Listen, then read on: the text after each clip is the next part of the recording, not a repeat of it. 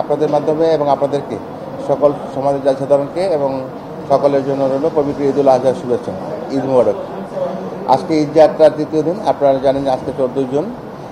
আপনার গত 12 এবং 13 থেকে আমাদের ঈদ যাত্রা শুরু হয়েছিল। এবার পবিত্র ঈদুল আজহার গত 12 এবং 13 তারিখে যে সকল সমাজ যাত্রীগণ ট্রেনে ভ্রমণ করেছেন, আপনার ঢাকা থেকে সকলেই নিরাপদে এবং স্বাচ্ছন্দ্যময়ভাবে তারা তাদের নিজ নিজ গন্তব্যে পৌঁছে গেছেন।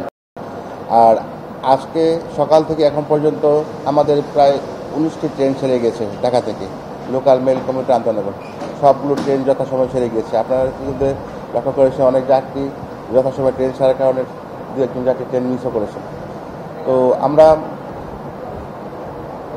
যারা সে সকল সমাজ যাচ্ছে ধরুন অনলাইনে টিকিট কেটেছেন এবং লোকাল মেল কমিউটারে ভ্রমণ করেছেন, তাদের যাত্রাকে সুন্দর, নিরাপদ এবং স্বাচ্ছন্দ্যময় করার জন্য আমাদের বাংলাদেশ রেলওয়ের সকল পর্যায়ের কর্মকর্তা কর্মচারী এবং রেলপথ মন্ডলের সকল পর্যায়ের কর্মকর্তা কর্মচারী নিরলসভাবে কাজ করে যাচ্ছেন। এবং আপনাদের সকলের সহযোগিতায় গতবারের মতো এবং গত ঈদ উল ফিতরের মতো এবারের ঈদযাত্রা সুন্দর, স্বাচ্ছন্দ্যময় এবং নিরাপদ হয়েছে এবং সমাজ যাত্রীগণ তাদের নিজ নিজ গন্তব্যে দ্রুততর সময়ের মধ্যে পৌঁছে যাচ্ছেন। আশা করছি আগামীকাল এবং পরশুদিন আমাদের যে ঈদযাত্রা সেটাও সুন্দর এবং নিরাপদ হবে, স্বাচ্ছন্দ্যময় হবে। 100% কপার কন্ডেন্সারে তৈরি ভিশন ফ্রিজ, তাই গুণে মানে অটুট থাকে বছরের পর বছর। হ্যাঁ, আপনারা জানেন যে আমাদের যেহেতু গতকালকে থেকে সমস্ত স্বায়ত্তশাসিত সরকারি অফিস আদালতগুলি ছুটি শুরু হয়েছে, তো সেক্ষেত্রে আপনাদের মাধ্যমে আমরা জানতে পারি যে ঢাকা থেকে 1 কোটি লোক ঢাকা ছাড়বে। তো ঢাকা ছাড়ার জন্য দেশের বিভিন্ন গন্তব্যে যাওয়ার জন্য বাংলাদেশ রেলওয়ে একটি অন্যতম গণপরিবহন। তো খুব স্বাভাবিকভাবেই বাংলাদেশ রেলওয়ের উপর একটা চাপ পড়বে। আপনারা জানেন যে আমরা আন্তনগর ট্রেন সমূহে আমাদের যে আসন সংখ্যা রয়েছে তার মোট আসনের 25% আসন ভিত্তিক টিকিট দিচ্ছি।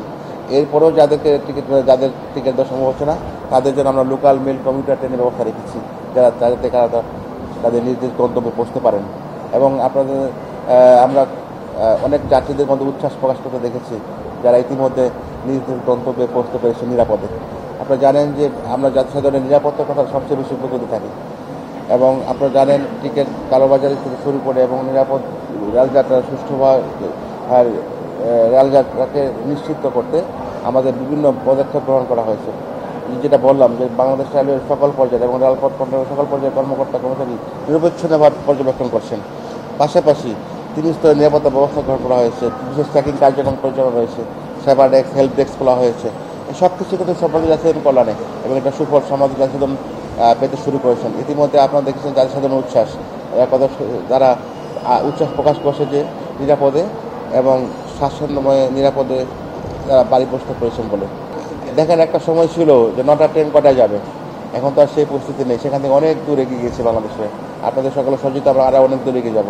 আর যেটা বলছেন একটা সময় আসে যে যখন অনেক জনস্রোত অর্থাৎ ব্যাপক জনস্রোত শুরু হয়ে যায়, বিশেষ করে গাড়ি শুরু হয়ে যায়, তখন কারোর কিছু করা থাকে না, তখন ওই পরিস্থিতি অনুযায়ী স্বাভাবিকভাবে পরিস্থিতি বাস্তবতাকে মেনে নিতে হয়। ধন্যবাদ।